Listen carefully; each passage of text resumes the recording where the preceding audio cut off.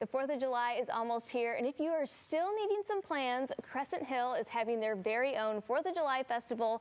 There'll be music, fireworks, a silent auction, their famous cake contest, which we have one right in front of us today. Cannot wait to cut the cake on that one, and it's going to be a great time. Here with more is Erin and Shannon. Thanks for joining us. Thanks for having us.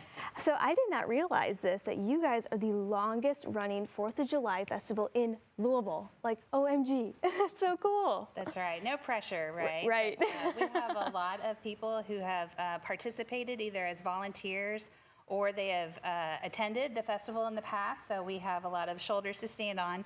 But it's an honor to continue this tradition and continue the festivities. So how long has it been going on for? At least 40 years. We thought it was right on the money at 40 last year, and then we were going through some really old documents in the office at the Peterson-Dumenil House, and it may be even older. Okay, so this is definitely a family tradition. So many people come out to this, and we do have some pictures that we're going to show because it's way more than just celebrating America. I mean, you are celebrating the pets. You want the kids to come out because there's a whole kid zone. Like, what can people really experience while they're there? Well, we have inflatables for kids, face painting. We have henna this year, so that should be neat. Okay. Lots of food trucks, good food, good vibes. We have 3 live musicians that are going to perform, as well as we have a magician to perform for the kids. So that's always fun. It's going to be so fun. We're looking at some of the vendors right now, but something really unique is the pet contest. So tell us a little bit more about that.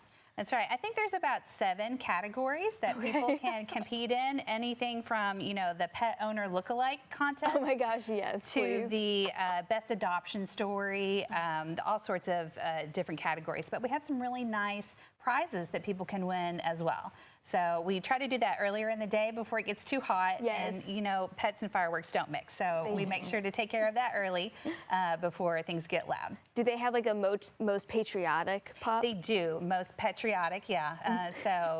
It's always fun to see how people, get into the festivities. Do they have like the Statue of Liberty? Is someone dressed like Uncle Sam? Like, do people like really go all out for this? They go all out, and it's major bragging rights, you know, when your pet can win an award.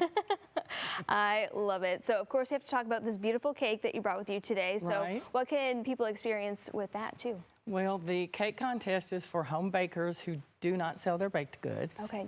We have a few professionals who try to sneak in, but they are very gracious Under like when a I say, pseudonym no, or something? no. It just has to be baked by them. It can be any flavor. We have judges who look at presentation, creativity and originality, taste and baking skill. This year we have a baker as young as 5 years old. 5 years old. Right.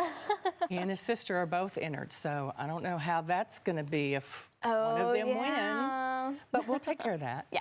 And we have this whimsical trophy that travels from winter to winter, from year to year.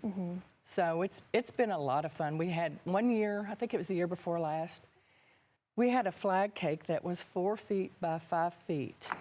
Whoa. Yeah. How did they get it in there? Very carefully. Yeah. A lot of prayer was involved. Yes, I bet so. But it was amazing. So, and the audience loves it. They get involved. My husband is the MC, so while the judges are tasting the cake, he interviews the baker if they're there, and most usually they're there. Yeah. And then after the winner is announced, we slice up all those cakes and put them in to-go boxes, and for a $5 donation to the Peterson-Dumenil House, you can go home with cake. There you go. Yeah. And, you know, it is so important to preserve those spaces, too. So let's kind of cut into this cake, if you will. What is this one? This what flavors? is a basic vanilla cake. There are supposed to be some colors on the inside. Oh. Hopefully it worked.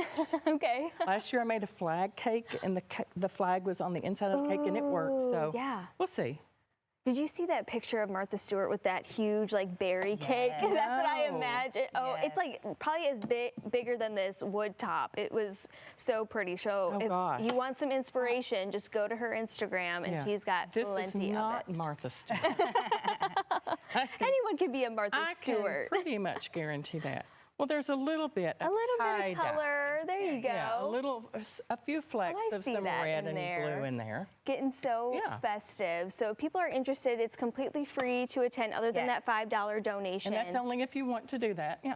All right. So if people are interested in kind of planning out their trip there, where can people learn more? If you go to crescenthill.us is our website. There's a link there for the 4th of July. We still need a few more volunteers to help us out with things. We're still accepting silent auction donations, and we are putting the finishing touches on the artists that are going to be there for the art fair. Oh, that's going to be so great. Well, thank you, ladies, so much for Thank coming you. on today. Thank you so much for bringing the cake. Sure. I can't wait to see all of the entries. Hopefully there is a huge one that gets entered this year. So again, if you're interested in learning more, just head over to crescenthill.us.